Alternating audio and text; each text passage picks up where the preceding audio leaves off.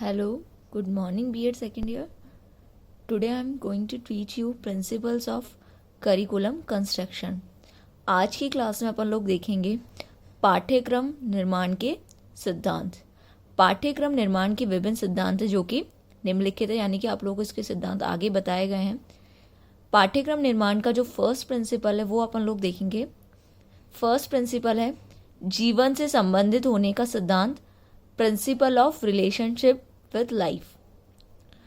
पाठ्यक्रम निर्माण का सर्वप्रमुख सिद्धांत यह है कि पाठ्यक्रम में उन्हीं विषयों, क्रियाओं एवं वस्तुओं को सम्मिलित किया जाए जिनकी किसी न किसी रूप में बालकों के वर्तमान जीवन से संबंध हो तथा साथ ही वह उनके भावी जीवन के लिए भी उपयोगी हो।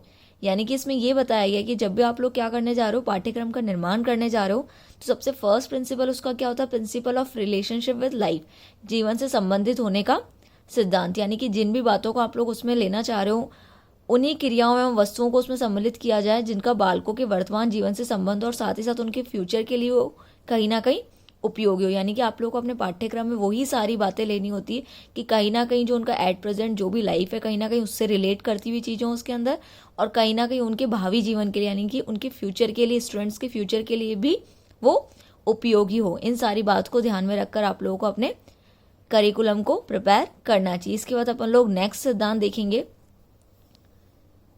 शैक्षिक उद्देश्यों से अनुरूपता का सिद्धांत, principle of conformity with the AIIMS of education.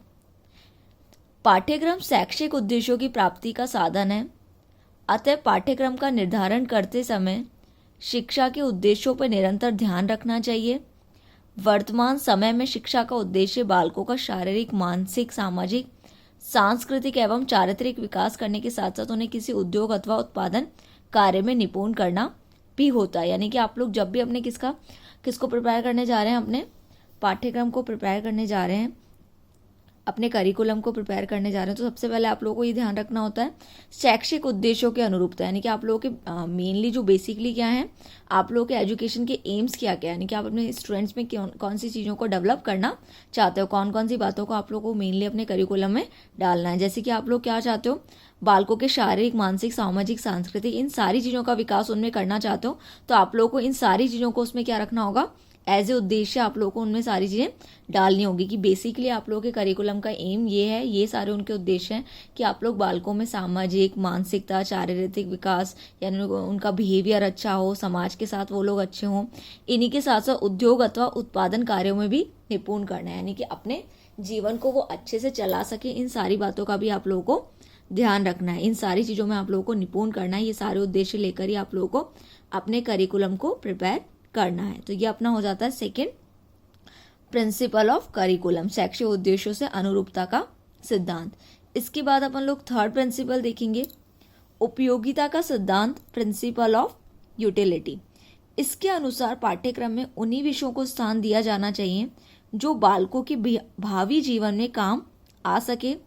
जैसे कि आप लोगों के नन जो प्रोफेसर, उन्होंने भी बताया है कि नन का मानना है कि मनुष्य अपने बच्चे को ऐसी बातें सिखाना चाहता है जो जीवन के लिए उपयोगी हो। यानी कि प्रिंसिपल ऑफ यूटिलिटी आप लोगों को क्या बोलता है कि आप लोगों के कंस्ट्रक्शन, आप लोगों का जो भी करिकुलम का क्या है, कंस्ट्रक्शन है, उसके प्रिंसिपल्स है, उसमें आप लोगों को मेनली बस वही बातें डालनी है जो कहीं ना कहीं स्टूडेंट की लाइफ के लिए क्या हो, उपयोगी हो। कहीं ना कहीं उन सारी बातों की उसके लिए कुछ ना कुछ यूटिलिटी हो। यानी कि जो भी बातें आप लोगों को ऐसी लग रही कि बिल्कुल भी उसके लिए उपयोगी नहीं है, वो सारी बातों को आप लोगों को क्या करना चाहिए, अपने करिकुलम में से हटा देना चाहिए। आप लोगों को सिर्फ उन बातों को लेना चाहिए जो कहीं ना कहीं बच्चे के लिए फ्यूचर में उपयोगी सिद्ध हो सके। उन्हीं सारी बातों को आप लोगों को अपने करिकुलम में लेना चाहिए। मनुष्य अपने बच्चे को ऐसी ही बातें सिखाना चाहता है जो जीवन के लिए उपयोगी हो, यानी कि कहीं ना कहीं उसके लाइफ में वो उनकी कुछ इंपॉर्टेंस हो। ऐसी बातों को ही आप लोगों को अपने करिकुलम में ऐड करना चाहिए। इसके बाद अपन लोग फोर्थ प्रिंसिपल देखेंगे करिकुलम कंस्ट्रक्शन का, जो कि है बाल केंद्रिता का सिद्धांत, प्रिंसिपल ऑफ चाइल्ड सेंटर्डनेस। इसमें क्या बताया गया है, मनोविज्ञान बाल केंद्रित शिक्षा पर सर्वाधिक बल देता है।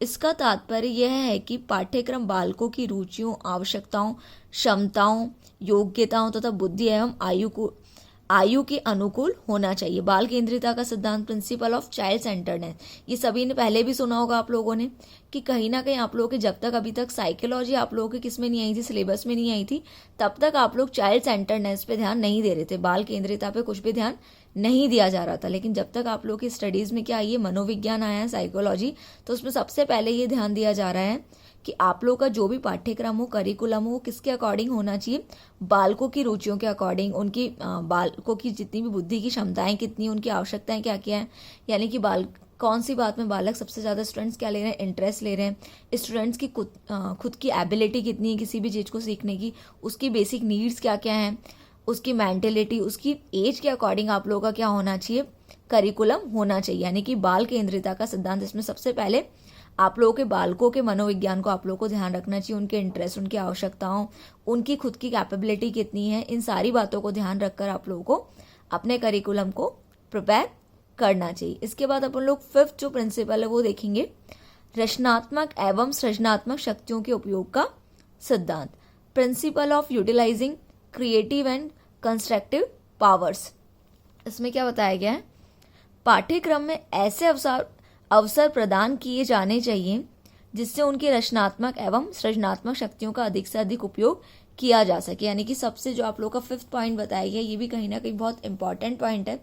इसमें आप लोगों को क्या करना चाहिए, आप लोगों को अपने स्टूडेंट्स को ऐसी अपॉर्चुनिटीज़ देनी चाहिए कि कहीं ना कहीं जो भी उनका हिडन टैलेंट है, मतलब किसी चीज़ में वो बहुत अच्छे हैं, तो उनकी रचनात्मक एवं सृजनात्मक शक्ति का भी विकास हो सके। इस तरह का आप लोगों का पाठ्यक्रम करिकुलम होना चाहिए। आप लोगों को ऐसे कंपटीशन इवेंट्स अपने कॉलेज स्कूल्स में करवाने चाहिए कि कहीं ना कहीं जो भी उनके अंदर हिडन टैलेंट है, जो भी उनकी रचनात्मक एवं सृजनात्मक शक्तियाँ हैं, उन सारी चीज़ों का भी विकास हो सके। तो इन सारी चीज़ों को भी आप लोगों को अपने प्रिंसिपल्स ऑफ करिकुलम कंस्ट्रक्शंस में ऐड करना चाहिए, जिससे बालकों में रचनात्मक एवं सृजनात्मक शक्तियों का भी विकास हो सके।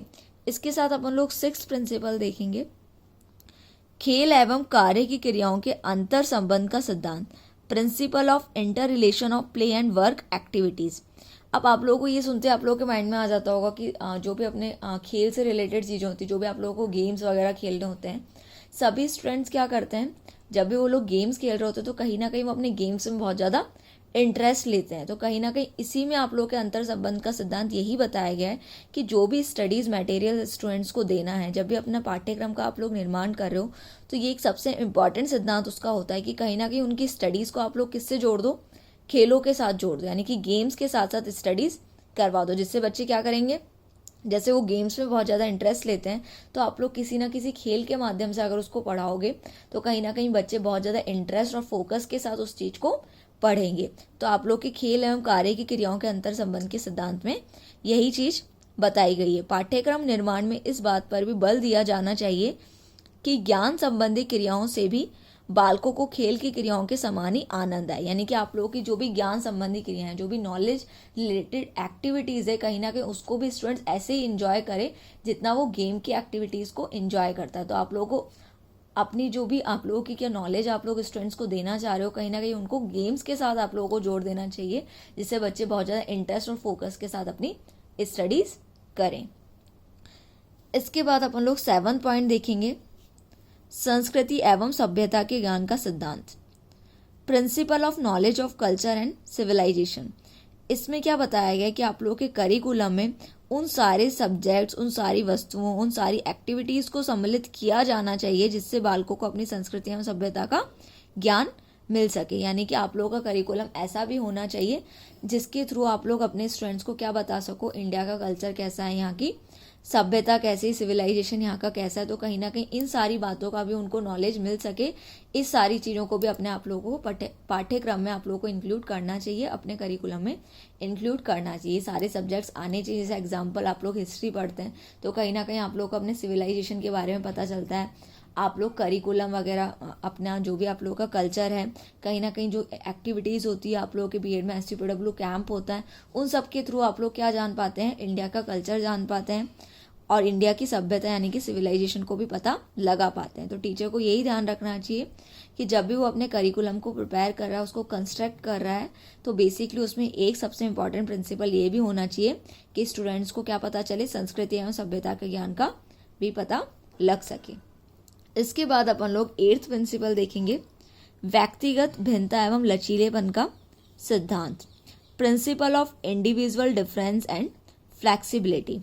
इसमें क्या बताया गया है कि व्यक्तिगत भिन्नताओं की दृष्टि से हम रुचियों के अनुकूलन के लिए, कहीं ना कहीं आप लोगों को पता होगा जो ये आप लोगों के प्रिंसिपल बताया गया, principle of individual difference and flexibility, कि जितने भी स्टूडेंट्स आप लोगों की क्लास में, अगर एक क्लास आप लोग पढ़ा रहे हो तो सभी स्टूडेंट्स क्या नहीं हो सकते, एक जैसे नहीं हो सकते। कोई भी टॉपिक किसी स्टूडेंट को बहुत जल्दी समझ में आ रहा है, किसी को कोई टॉपिक, सेम ही टॉपिक बहुत टाइम बाद समझ में आ रहा है, तो कहीं ना कहीं सभी स्टूडेंट की नीड्स एंड इंटरेस्ट क्या होते हैं, कहीं ना कहीं दूसरे स्टूडेंट से अलग होते हैं। तो सभी स्टूडेंट्स में क्या होता है, बहुत ज़्यादा डिफरेंस होता है। तो उसी के अकॉर्डिंग आप लोगों का करिकुलम होना चाहिए, यानी कि आप लोगों के करिकुलम में इतनी फ्लेक्सिबिलिटी होनी चाहिए कि टाइम टू टाइम आप लोग अपने समय के साथ आवश्यकता के अनुसार उसमें क्या कर सको, कुछ ना कुछ चेंजेस कर सको। जैसे जैसे कुछ ना कुछ नीड आ रही है स्टूडेंट्स के अकॉर्डिंग आप लोग इजीली उसमें चेंजेस कर सको, अपने करिकुलम में इजीली चेंजेस कर सको। इतनी फ्लेक्सिबिलिटी क्या होनी चाहिए, आप लोगों के करिकुलम में होनी चाहिए। तो ये भी आप लोगों का सबसे इम्पॉर्टेंट प्रिंसिपल है, प्रिंसिपल्स ऑफ करिकुलम कंस्ट्रक्शन का, व्यक्तिगत भिन्नता एवं लचीलेपन का सिद्धांत। तो आज अपन ने प्रिंसिपल्स ऑफ करिकुलम कंस्ट्रक्शन की ये 8th आप लोगों ने प्रिंसिपल्स देखे हैं। टोटल 8 सिद्धांत आप लोगों ने पढ़े हैं, तो आप लोग अच्छे से इनको घर पे लर्न कीजिए। इसके जो आगे के सिद्धांत है वो अपन लोग कल की क्लास में देखेंगे। अभी आप लोग घर पे हैं तो आप लोग अच्छे से अपनी स्टडीज़ पे फोकस कीजिए। जो भी आप लोगों को मटेरियल प्रोवाइड कराया जा रहा है उसको लर्न कीजिए।